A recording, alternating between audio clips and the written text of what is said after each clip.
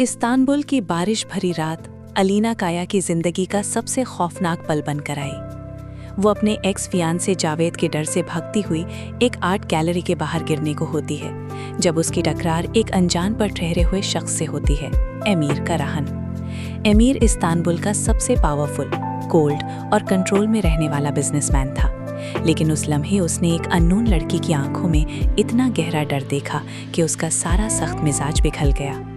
Charity गाला में जब जावेद अलीना का पीछा करते हुए फिर से उसके सामने आ गया, अलीना के हाथ कांप गए और उसका ये हाल देखकर एमीर उसके बीच आकर खड़ा हो गया, एक ऐसी हिम्मत के साथ जिसे देखकर हॉल की सारी हवा रुक सी गई। अगर ये तुमसे बात नहीं करना चाहती तो तुम इसके करीब भी नहीं आओगे, एमीर ने ठंडी लेकिन खतरनाक आवाज में कहा।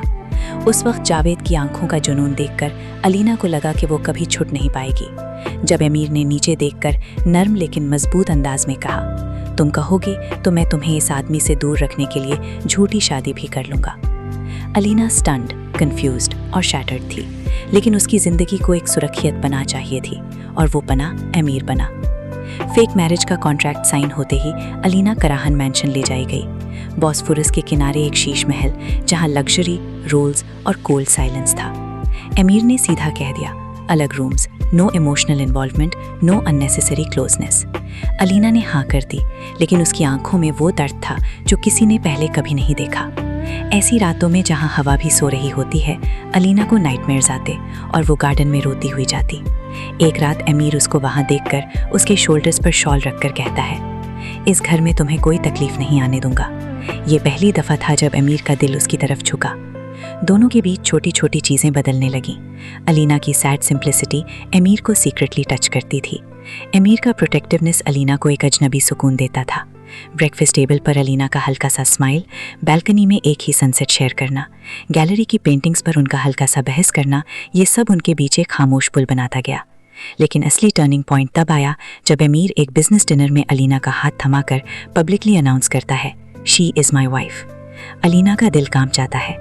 एमीर की आंखों में एक ऐसा एहसास चमका जो वो खुद भी पहचान नहीं पा रहा था। फिर जेलसी का वजन स्टोरी पर गिरा। एमीर की चाइल्डहुड फ्रेंड सेलिन, जो हमेशा से उस पर पॉजेसिव थी, अलीना का मजाक बनाकर कहती है, तुम लोग तो सिर्फ फेक कपल हो, राइट? एमीर उस वक्त बिना सोचे अलीना की तरफ झुककर कहता है, हम रियल हैं। अलीना की सांसें रुक जाती हैं। एमीर भी उस रात कोई नींद नहीं करता, क्योंकि उसने पहली दफा अपने दिल की बात बिना सोचे कह दी थी। जावेद फिर से वापस आता है, अलीना को ब्लैकमेल करना शुरू करता है। वो एमीर से और मैंशन से दूर भाग जाती है ताकि एमीर किसी स्कैंडल में ना फंसे। एमीर हर गली, हर स्ट्रीट, हर कॉर्नर में अलीना को ढूंढता है। जब वो उसे फाइनली मिलता है, उसकी आवाज़ टूट चुकी होती है, तुम मुझे छोड़कर क्यों गई? अलीना रोकर कहती है, क्योंकि तुम मुझे सिर्फ एक जिम्मेदारी समझते हो, प्यार नहीं। एमीर का सारा जज्बा जल उठता है। वो उसका हाथ पकड़कर कहता है, तुम मेरी जिम्मेदारी नहीं, मेरी आदत बन चुकी हो, और आदत नहीं, मेरा प्यार। लेकिन कहानी यहाँ आसान नहीं होती।